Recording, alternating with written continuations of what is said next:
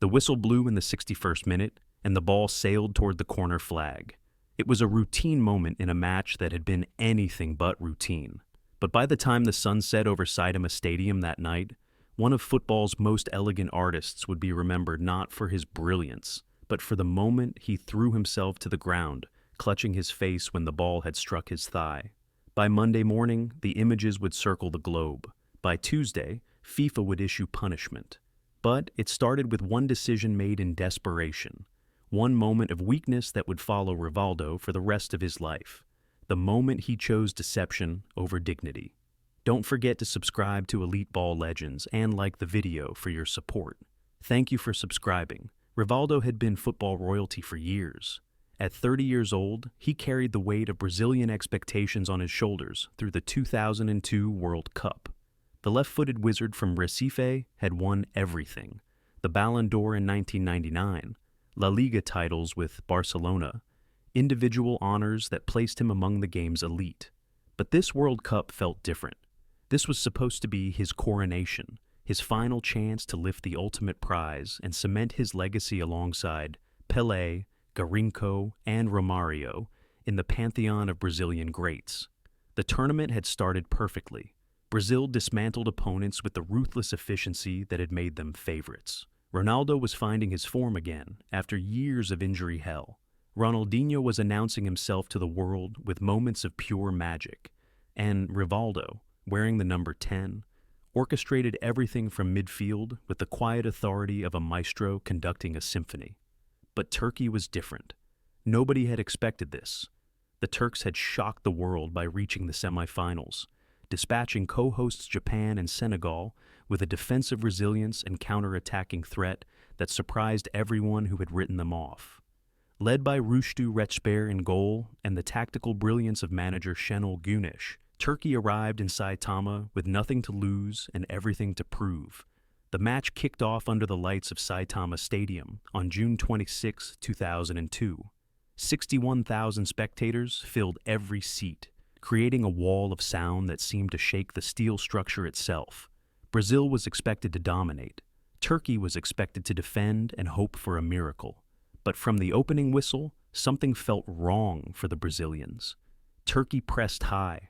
They harried and hustled, refusing to give Rivaldo and his teammates the space they craved.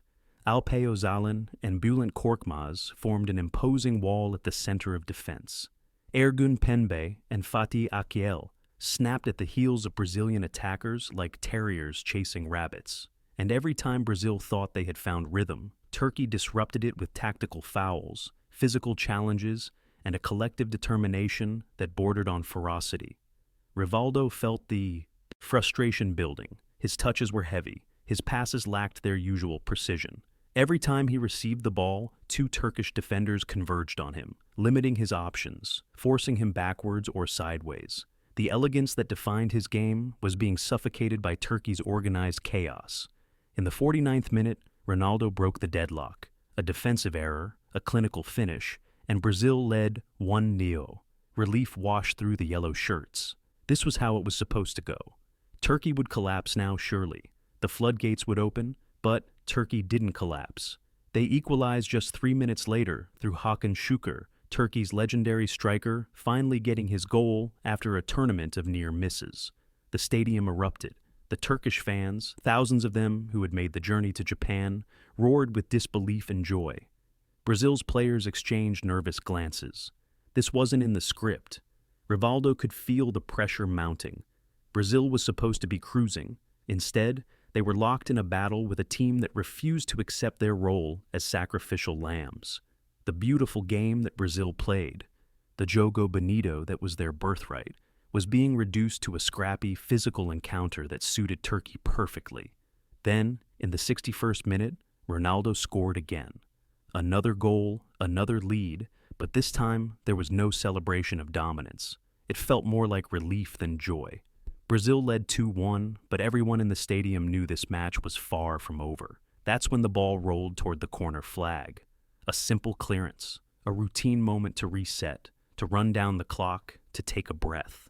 Hakan Ünsal, Turkey's left back, jogged over to collect the ball. He was frustrated, trailing with less than 30 minutes remaining in a World Cup semifinal. As he reached the ball near the corner arc, Rivaldo stood just feet away, waiting to defend the throw-in.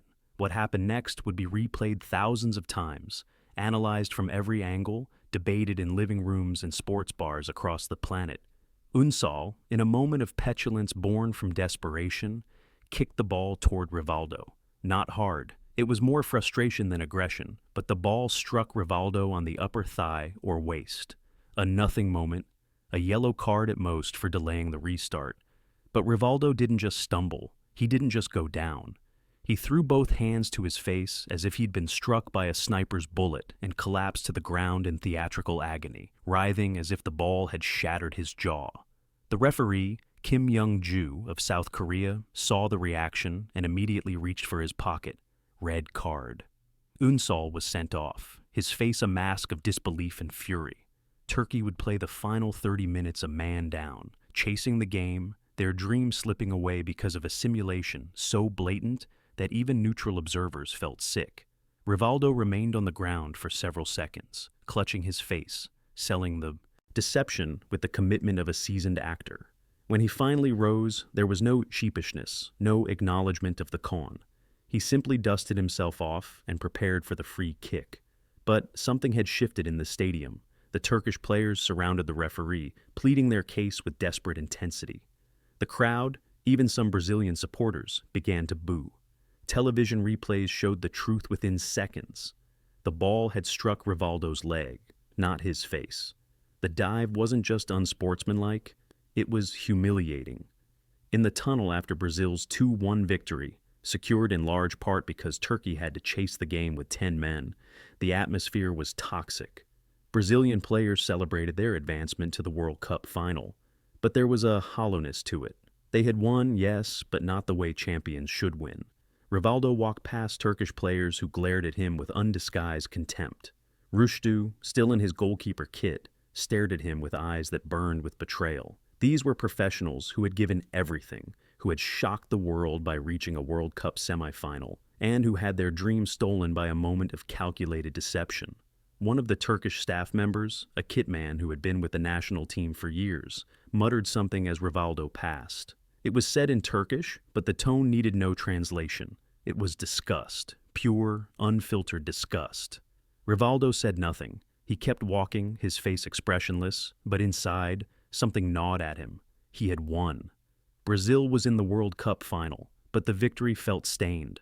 The Brazilian dressing room should have been euphoric. Instead, it felt muted. Ronaldo and Ronaldinho were celebrating, but their eyes kept drifting to Rivaldo, who sat in the corner, unlacing his boots with mechanical precision. Nobody said anything directly. Brazilian football culture prized gamesmanship, the little tricks and clever fouls that helped you win. But this felt different. This wasn't cleverness. This was something uglier. Luiz Felipe Scolari, Brazil's manager, approached Rivaldo quietly. "We're in the final," he said, his voice neutral. "That's what matters." Rivaldo nodded, but didn't look up. "The whole world will be watching," Scolari continued. "What you do in that final will be remembered. Make sure it's for the right reasons." The message was clear. Rivaldo had his chance at redemption. Win the World Cup with brilliance, and maybe people would forget. Maybe this would be a footnote in a glorious career. But the weight of that maybe was crushing. By the time Rivaldo returned to the team hotel, the footage was everywhere. ESPN, BBC, every sports network on the planet was showing the incident on loop. Slow-motion replays from multiple angles left no doubt. He had dived, he had deceived. And now the entire football world knew it. The next morning, newspapers around the globe ran headlines that made Rivaldo's stomach turn. "Disgrace in Saitama." The dive that shamed Brazil. Rivaldo's shame.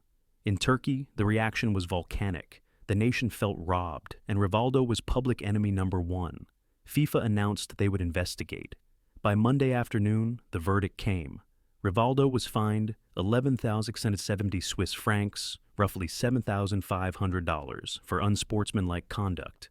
It was a financial slap on the wrist, but the reputational damage was incalculable. The fine made it official. Rivaldo had cheated, and the governing body of world football had said so publicly. The days leading up to the World Cup final against Germany were strange. Brazil trained with their usual intensity, but Rivaldo felt isolated. Teammates were cordial, professional, but there was distance. He had become a liability, a distraction, the story everyone was talking about instead of Brazil's impending coronation. Ronaldo, who had his own demons to battle after years of injury, pulled Rivaldo aside during training 3 days before the final. They stood on the edge of the pitch at the team's training complex in Yokohama, watching reserves practice shooting drills. "Everyone makes mistakes," Ronaldo said quietly. His voice was gentle, devoid of judgment. "I've made plenty.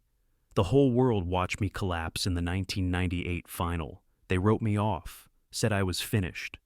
Rivaldo nodded, but said nothing. "But you get another chance," Ronaldo continued.